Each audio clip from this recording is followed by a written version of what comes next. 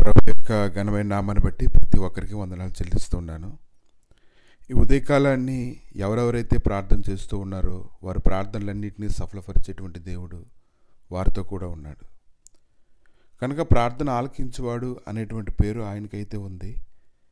ఎందుకంటే ఏ కష్టం వచ్చినా నష్టం వచ్చినా ఏమైనప్పటికీ కూడా పరలోకమందున్న మా తండ్రి నీ నామం పరిశుద్ధపరచబడును గాక అనేటువంటి ప్రార్థన శిష్యులకి అతను నేర్పిస్తూ ఉన్నాడు. కనుక ప్రార్థన చేయడం అనేది ప్రతి ఒక్కరికి అది ఎంతో సంతోషకరమైనటువంటి విషయంగా ఉంది. మనం చెప్పుకునేటువంటి విషయాలన్నింటినీ ఆలకించేటువంటి దేవుడు మనతో ఉన్నాడని మనకెంతో ధైర్యాన్ని కలుగు చేస్తూ ఉంది. లూకా సువార్త 4వ అధ్యాయంలో కొన్ని వచనాలు చూసినప్పుడు ఆయనకు మాత్రమే మొక్కాలి, ఆయన మాత్రమే సేవింపాలనేటువంటి విషయాన్ని గురించి ఆలోచన చేసినప్పుడు ప్రతి ఒక్కరూ తనతో మాట్లాడాలని, వారు ఉండేటువంటి పరిస్థితులన్నింటిలోంచి విడిపించబడాలని, వారికి సహాయం చేయడానికి దేవుడు ఎంతగానో కనిపెట్టుకుంటూ ఉన్నాడు.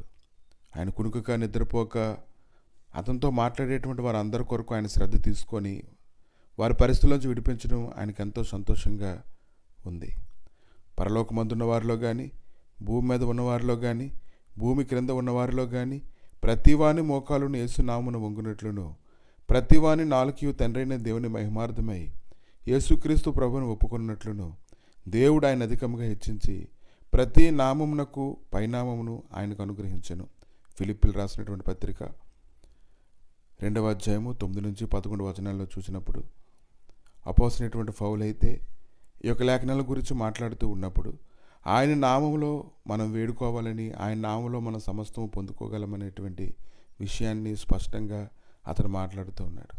కనుక ప్రతి విషయంలోని అనేక మంది వారు జీవిస్తున్నటువంటి జీవితంలో ఆ జీవితకాల ప్రయాణాలన్నింటిలోనూ కూడా అనేక రకాలైనటువంటి ఇబ్బందులు గుండా వారు ప్రయాణం చేస్తూ ఉన్నప్పుడు ఏ విషయంలో సమస్యలు పోవాల్సిన అవసరం లేదు. కానీ ప్రార్థన ఆలకించేటువంటి దేవుడు మన ప్రార్థనలన్నిటికీ సమాధానం ఇచ్చేవాడే ఉన్నాడు. అపోస్తల కార్యాలు 4వ అధ్యాయము 12వ వచనంలో ఈ నామమునే మనం రక్షణ పొందవలను కానీ ఆకాశం క్రింద మనుషులలో ఇవ్వబడిన మరి ఏ నామమున రక్షణ పొందలేము.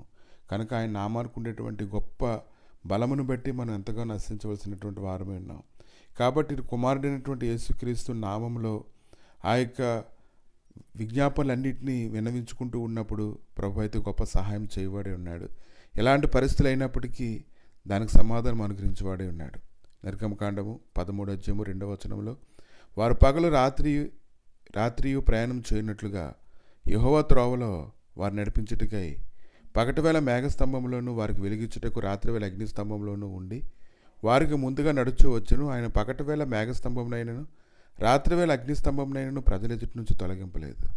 అంటే ఆయన దివరాత్రులు కూడా వారికి తోడుగా ఉండి వారు చేస్తున్నటువంటి ప్రయాణాలన్నింటిలో వారి జీవితకాలంలో వారు పరిగెడుతున్నటువంటి పరుగు అంతట్లోనూ ఆయన గొప్ప కృపను కుమ్మరించడం అనేది మనం చూస్తూ ఉన్నాము. ఇప్పుడైతే ప్రభు అయినటువంటి యేసుక్రీస్తు నామంలో మన ప్రతి ప్రార్థన ఆలకించి ప్రతి విషయంలో మనల్ని కనికరించి క్షమించి మరలా మనం జీవించినట్లుగా ఆయన కృప దయచేవాడే ఉన్నాడు.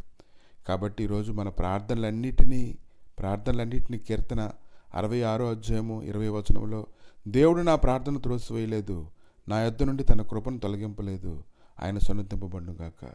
కనుక ఈ దినాన ప్రతి ప్రార్థన ఆయన సన్నిధిలో అంగీకరించబడుతూ ఉంది. నువ్వెవరైనప్పటికీ సరే ఈ దినాన భయపడవలసిన పని లేదు. నీ ప్రార్థనలన్నిటికీ సమాధానం ఇచ్చేటువంటి దేవుడే ఉన్నాడు.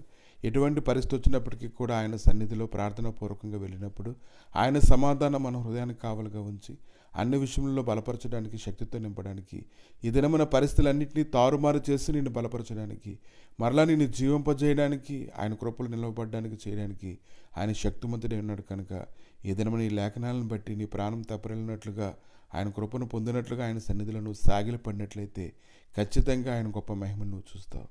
ప్రభా నీ దగ్గరికి నష్టాలకి నాయన ఈ సమయంలో అప్పగించుకొని ప్రార్థన చేస్తుండగా ప్రతి ఒక్కరిని నీ కృపలో జ్ఞాపకం చేసుకొని మరలా నూతన జీవమును, బలమును, శక్తిని, ప్రభావమును వారికి అనుగ్రహించిన ఆయన నీ మహిమతో నీ నడిపించమని, వారు ఉన్నటువంటి ప్రతి పరిస్థితుల నుంచి విడిపించి గొప్ప చేయమని, నేను నువ్వు ఇస్తున్నటువంటి నీ గొప్ప కృపనైనా వారు పొందుకున్నట్లుగా సహాయం దయచేసి మీరే మహిమగంత ప్రభావాలు పొందమని, నూతనమైన బలమును వారికి అనుగ్రహించమని యేసు నామములో అడుగుచున్నాము తండ్రి.